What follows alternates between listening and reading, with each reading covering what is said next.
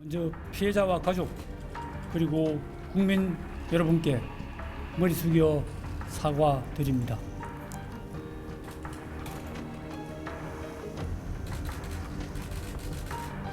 아이들을 잘 가르치고 올바르게 이끌어야 했음에도 어른으로서 역할을 제대로 하지 못했습니다. 앞으로 밀양시는 지역사회와 손잡고 안전한 생활 공간을 조성하며 건강한 도시를 만들기 위해 총력을 기울이겠습니다.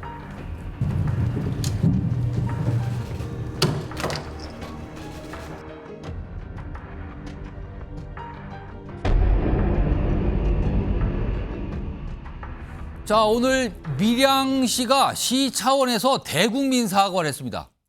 도대체 어떤 이유일까요? 방금 들으셨지만 죄송하다는 그런 취지 얘기를 계속 얘기를 했거든요. 화면 좀 볼까요?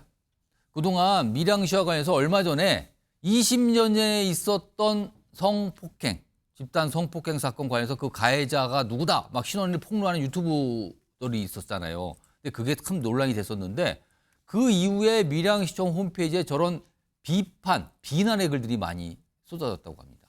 보시면요. 밀양시는 정신 차려라. 밀양박씨라는 게 창피하다. 밀양 전체가 약간의 뭔가요? 이럴 때는 뭐 싸잡아서 그냥 비난의 대상이 된 그런 분위기였거든요. 그리고요. 이 밀양시의 공식 유튜브 채널에 보면은요. 여성분들 혼자 밀양 여행 가지 마라. 뭘 옹호하는 지역이다. 이런 범죄자를 이렇게까지 매도가 됐어요. 그래서일까요? 최수영 시사평론가 나와 계신데요. 오늘 보면 밀양시장, 뭐 시민단체 등등 직접 사과가 나섰는데 그런데 이거 따지고 보면 네. 밀양시장이나 그 관계자 입장에서는 아니 무슨 본인 임기 내에서 뭐 잘못으로 발생한 사건도 아니고 20년도 더 전에 발생한 사건을 가지고 사과를 한 거예요. 굉장히 이례적이라는 평가가 나오는데 이거 어떻게 들으셨습니까? 상당히 이례적이죠. 그러니까 저는 이게 20년 전 있었던 사건에 사실 지금 밀양시장은 전혀 관련도 없고 예. 사실 오늘 이제 전체적으로 지금 나와서 사과를 했던 분들도 직접적인 연관이 전혀 없는 분들이 왜 이러느냐. 사실 밀양이라는 도시 이름이 최근에 이렇게 핫하게 떠오르면서 예. 굉장히 논란의 중심에 섰고 또 사적 보복이냐 아니냐 가지고 논란이 있었지만 사실은 밀양시는 그와 큰 관련은 없어요. 그런데 최근에 이제 이런 게 좀 이런 게 있습니다. 그러니까 어떤 도시의 이미지는 예. 그 도시의 정체성과 연관이 되는 그런 일종의 아이덴티티가 이제 있는 거거든요. 그리고 지금 특히나 수도권에서 이제 시골 그러니까 이제 말하자면 이제 귀향하는 인구들이 또 많지 않습니까? 이런 분들은 그 도시의 이미지와 매우 연관된 그런 좀 말하자면 좀 편안함과 그런 많은 안정성 있는 곳으로 이주하기 마련인데 이렇게 약간 불필요하게 좀 약간 왜곡된 이미지라든가 이렇게 좀 약간 좀 불편하게 이제 그 느낄 수 있는 그런 이미지들은 굉장히 도시 이미지에 안 좋은 거죠. 그러다 보니까 지자체장 입장에서는 선출직이기 때문에 더더군다나 거기에 대한 책임을 좀 나눠갖겠다. 그런 측면에서 적극적으로 사과에 나섰는데 저는 이것이 직접적인 사건의 인과관계는 없다 할지라도 예. 시장이 시장이 이렇게 나서서 무언가 해명하고 반성하고 그다음에 밀양시 전체가 뭔가 개선하려는 이런 모습들은 예. 굉장히 저는 좀 긍정적으로 해석하고 있습니다.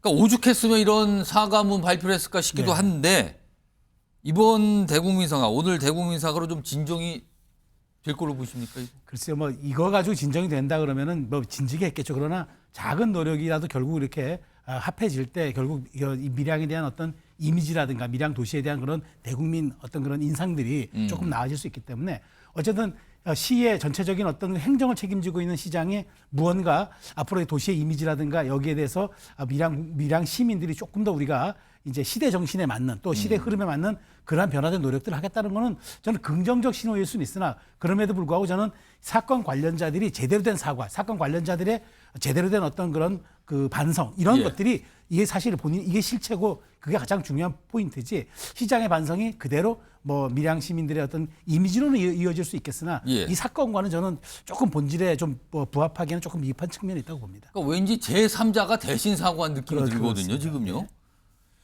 조은수 변호사. 사실은 20여 년도 저 전에 있었던 밀양에서 있었던 이 집단 성폭행 사건이거든요. 근데 당시에 피해자도 청소년, 가해자도 청소년 이렇게 됐는데 이거 사실은 굉장히 심각한 얘기여서 당시에도 심각했었는데 이런 사건들 이거 어떻게 해야 이거 막는 게 최선인데 이거 어떻게 해야 됩니까 이런 거? 그러니까 사실은 이제 미성년자들의 그렇게 좀 문제를 일으키는 부분에 있어서 또 많은 분들께서 좀 강력한 처벌을 또 주장을 해주십니다. 사실은 이제 근데 처벌도 이렇게 굉장히 중요한 부분이기는 하겠지만 예. 그 뭐 연구 결과라든지 각국의 그런 사례들을 보면요, 예. 이제 청소년 같은 경우는 그 뇌가 이제 또 성인처럼 똑같이 완전하게 성숙하지 않아가지고 이제 본인이 어떤 행동을 했을 때 그 행동의 결과로서 이제 다가올 수 있는 처벌, 이제 이런 거에 대한 두려움이 이제 온전히 성인하고는 동일하지 않다라는 그런 최근의 연구 결과가 있습니다. 이제 실제로 교육청에서 이제 학교 폭력 같은 사건들을 통계를 좀 보면 예.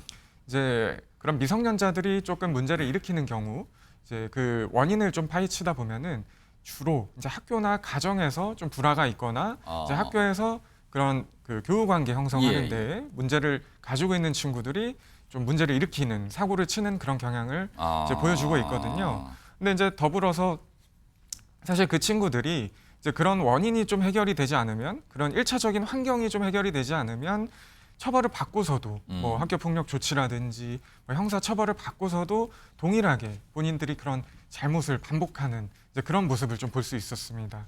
그래서 제가 짧게 말씀드리면 좀 1차적인 그런 교육 환경, 가정과 학교에서의 노력이 좀 선행되어야 하지 않을까, 이제 그런 부분이 좀 중요하다고 판단이 듭니다. 지금요, 이 사안이 그냥 사그라든 게 아니에요. 지금 다른 부작용도 나오고 있는데 화면 좀 보겠습니다. 내용 보시면요, 지금 가해자로 지목된 9명은 경찰에 진정서를 냈다 그래요. 그러니까 사건과 관련도 없는데 유튜브 등을 통해서 자신의 신원이 공개가 됐다. 협박도 시달린다. 나는 아무 관련도 없다. 이렇게 지금 호소하는 분들도 있고요. 지금 관련 고소 진정이 뭐 100건 이상 집계됐다는데 이게 다 무단으로 이제 신상 공개됐다 뭐 이런 거란 말이에요. 조은수 변호사. 예. 이게 이제 후보풍인데 이거 법적으로 어떻게 되는 겁니까? 진정을 하고 막 이런다는데 이분들 만약에 이게 확인된다면 저 처벌도 되고 이렇게 가는 겁니까? 이거는? 그렇습니다. 사실 근데 지금 요 밀양 사건 관련해 가지고 뭐 진정이든 뭐 명예훼손 관련해 가지고 쟁점이 이제 여러 분야에서 나오고 있는데, 좀 말씀해 주신 것처럼 이 제일 좀 많은 비율을 차지하는 거는 그 가해자들이 이제 본인들의 명예가 훼손되었다라는 취지로 실제로 지금 고소도 이제 하신 것으로 이제 좀 알려져 있는데요. 이제 그 부분 관련해서 이제 사실은 비록 진짜 가해 사실이 사실로 밝혀진 이 본건과 같은 경우라고 할지라도 이 법원과 이제 수사기관의 좀 그런 입장은 그럼에도 이제 그런 부분이 명예훼손으로 처벌이 가능하다라고 이제 그렇게 하고 있고요. 네. 이제 그래서 실제로 말씀드린 것처럼 요 사건의 가해자들도 지금 좀 고소를 진행하고 있는 걸로 이제 알려져 있고, 근데 이제 또 사실은 아무리 가해자라고 할지라도 이제 잊혀질 권리라고 해가지고요. 예. 이제 그런 부분들도 있기 때문에 뭐 사실 지금은 이제 국민적인 좀 공분을 사고 있지만 이게 뭐 그렇다고 이제 무한정 지속이 될 수는 없기 때문에 이제 이런 분들도 이제 정보통신망법상 그 요건을 맞춰가지고 이제 본인의 그런 사생활 침해적 뭐 권리가 침해되고 있다, 명예훼손적 표현이 이제 무분별하게 돌아다니고 있다라는 거를 이제 소명을 하면은 이제 인터넷상에 이제 그런 정보를 좀 삭제해달라라고 그렇게 요청을 할 수는 있습니다. 이제 그런 부분들도 이제 좀 해결하는데 방법이 될 수는 있을 것 같고, 또 이제 시간적으로 뭐 촉박한 경우에는 좀 가처분 신청 같은 걸 통해서 이제 뭐 유튜브 방송 이런 것들을 뭐 삭제를 요청한다든지 편집을 요청한다든지 그런 방법도 있기는 할 것으로 판단이 듭니다. 요거에서 마지막으로 최수영 변호사. 이게 사실 사적 제재 논란이 그렇죠. 있었잖아요. 이거는 계속 또 반복되는 거 아닙니까? 이런 비슷한 상황이. 그러니까 사실 저는 그래서 이제 2004년 이 사건 당시에 예. 어떤 그 재판이라든가 수사 이런 부분들이 조금 우리 국민들 눈높이에 맞지 않게 진행됐다 하더라도 그것이 세월이 흘러서 이렇게 사적 보복이나 사적 제재의 영역으로 들어온다? 이거는 그렇다고 해서 우리의 법질서를 훼손하면 안 되는 거죠. 더 중요한 거는 이 사건들을 경쟁적으로 보도했던 유튜버들이 사실은 이 사건의 실체적 진실이라든가 규명에는 큰 관심이 있기보다는 어찌 보면 자기의 수익 창출에 더 관심이 있었고 경쟁적으로 그런 어떤 레이싱이 있었다는 그런 뭐 사실 그런 분석과 보도들이 많았잖아요. 그런 측면에서 여기에 전 편승하면 안 된다고 봅니다. 그러니까 이런 것들은 어떤 그 법에 의한 지배로 맡겨두고 저는 여기에 대해서 너무 그 말하자면은 사적 보복이라든가 이런 거에서 카타르시스를 느낀다거나 여기서 박수치고 환호하는 이런 사회 풍토들이 오히려 부작용도 많이 나올 수 있고 더 확인되지 않은 사실에 대해서 마녀사냥할 수 있기 때문에 저는 이런 부분에 대해서는 우리 사회적 문화가 조금 더 좀 그 침잠되고 좀 냉정을 찾을 필요가 있겠다라는 그런 생각은 갖고 있습니다. 알겠습니다. 다음 주제는 사진을 좀 볼까요? 먼저. 오늘 온라인상에서 굉장히 화제가 됐던 사진이에요. 지금 어떤 부인지 사진을 아실까요? 저기 보면 이름이 써 있죠? 최태원 SK그룹 회장이 있고요. 그 옆에는 최 회장의 아들입니다. 지금요. 최근에 뭐랄까요? 세 개의 이혼 소송 2심 결과 나온 사항인데 그 소송이 나온 뒤에 포착이 된 모습. 이게 지난 5일이에요. 5일. 그러니까 아들과 아버지의 모습인데 어떤 다른 분이 그걸 찍어서 하루 지난 6일. 그러니까 그 2심 소송이 있었던 지 며칠 뒤의 모습이거든요. 근데 일단 어깨에다 손을 올려. 아들이니까 뭐 아버지하고 친하게 지내면 어깨에 손을 수 있고요. 그리고 뭐 같이 뭘 보고 있고. 이건데 최수영 평론가. 네. 이게 좀 많은 분들이 생각하시기에 이 사진이 화제가 된 이유가 물론 뭐 네. 어떤 대기업 이 총수의 회장과 아들 모습이다. 네. 그 자체도 그렇지만 사실은 최근에 그 2심 네, 그렇죠. 이혼 소송 관련해서 아들 뭐 딸도 있었지만 네. 아들이 탄원서를 냈는데 그 네. 탄원서의 내용은 아버지를 조금 비판적으로 얘기하고 네. 어머니인 노소영 관장을 약간 옹호하는 얘기였거든요. 네, 그렇죠. 그 탄원서 내용이 알려졌었는데 네. 지금 아들과 아버지가 굉장히 다정하고 친하게 보여서 더 화제가 되는데 이거 어떻게 봐야 되는 겁니까? 그래서 저는 이 사진을 보면서 느낀 게 예. 재판은 재판이고 아버지는 아버지다라는 그 메시지가 담긴 함의가 담긴 거라 보는데 예. 사실 그랬잖아요. 자녀들 전체가 모여서 탄원서를 제출했는데 아버지가 정말 본인의 잘못도 인정하지 않고 합리화하는 이선적 모습에 이제 분노했다라고 해서 재판부가 이걸 또 인용까지 했단 말이에요. 아, 2심 재판부가 그 탄원서의 그렇죠. 내용을 일부 얘기를 그렇죠. 했단 말이에요. 얘기했단 말이에요. 그런데 그런 이선적인 아버지와 편견이 나서 일주일도 채 안 돼서 저렇게 뭐 술을 한잔 한 것도 같은데 식사를 하면서 뭔가 이렇게 다정하게 어깨를 끌어안는 약간 모습은 전체적으로 모습 보면 저녁을 먹고 술을 같이 한 것 같아요. 한잔한 지금 것 부자간에. 같아요. 예. 예. 그래서 저렇게 다정한 모습을 연출하고 가식 없는 저렇게 해맑은 어떤 부자간의 모습을 연출하는 거는 아마 그랬을 것 같아요. 재판의 결과는 나왔지만 결국은 아버지와 아들의 모습들은 기본적으로 이게 끊을 수 없는 우리가 천륜 혹은 우리가 이제 혈연 관계라고 하지 않습니까? 예. 그런 측면에서 저는 오히려 저게 말하자면은 지금 세계의 그 이혼 소송을 보는 많은 사람들이 이게 뭐 1조 몇천억이니 금액이라든가 예. 대법원에 가서 또 이게 바뀔 거냐 이렇게 생각하는데 결국은 이것이 되돌아보면은 한 가정의 문제고 저렇게 또 부자지간으로 이어질 수 있는 끈들이 있다라는 것을 우리가 한 번쯤을 어떤 그 가족에 대한 메시지를 던져줄 수 있는 그런 사진이어서 그래서 온라인상에서 많은 화제가 된 것 같고 저는 저 사진이 의도했든 의도하지 않았든 아마 그 최태원 회장의 그 가족과 또 새 출발을 하는 또 가족 여기 모두에게도 저는 뭐 그렇게 나쁜 영향을 줄 것 같지는 않습니다. 지금 보면 사진 보면은요 최태원 회장과 아들 모습이 와 진짜 저건 누가 봐도 아들이네요. 그렇죠. 네. 누가 봐도 아들의 붕어빵 모습인데. 같습니다. 조은수 변호사? 예. 통상 이런 뭐랄까 이런 이혼 소송에서 자녀들이 탄원서를 제출하면 이게 영향을 좀 줍니까? 예, 그 부분 관련해 가지고 예.